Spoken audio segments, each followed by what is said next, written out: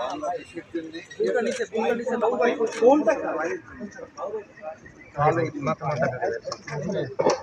এই যে বাংলাদেশের এবং বাংলাদেশের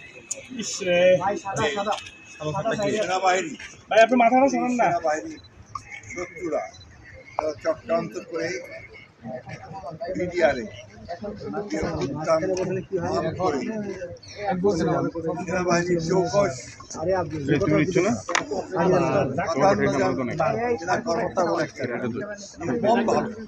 হত্যা করে এবং একটা তছনছ করে দেওয়ার একটা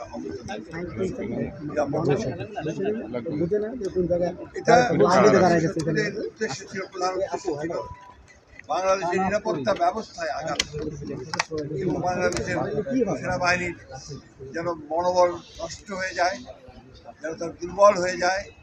সেই কারণে এই ঘটনাগুলো ঘটনা। সবচেয়ে দুর্ভাগ্যের বিষয়, তখন যারা রাষ্ট্র ক্ষমতায় ছিলেন হাসিনার নেতৃত্বে আওয়ামী লীগ, তারা অত্যন্ত পরিকল্পিতভাবে এই ঘটনাটির সঙ্গে যোগ সাজস করে যথাসময় না করে তারা এই ঘটনাগুলো করতে দেন। দুদিন ধরে এখন পর্যন্ত এটা যে পূর্ণাঙ্গ সঠিক নিরপেক্ষ তদন্ত হয়নি। আমরা সরকারকে ধন্যবাদ জানাতে চাই যে সরকার অন্তত এটাকে শহীদ সেনা দিবস হিসেবে ঘোষণা করেছেন। আমরা আশা করব, প্রত্যাশা করব যেটা পূর্ণাঙ্গ সঠিক নিরপেক্ষ তদন্ত করে সঠিক বিষয়টি উদ্ঘাটন করা এবং যারা দায়ী তাদেরকে তাদের শাস্তি নিশ্চিত করা, তাদের বিচারকে নিশ্চিত করা। এবং এটা আমাদের জাতির জন্য একটা কলঙ্কজনক ঘটনা।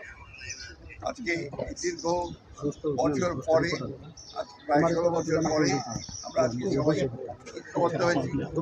দেশের রাজনীতির বিশাল পরিবর্তন হয়েছে, আমূল পরিবর্তন হয়েছে।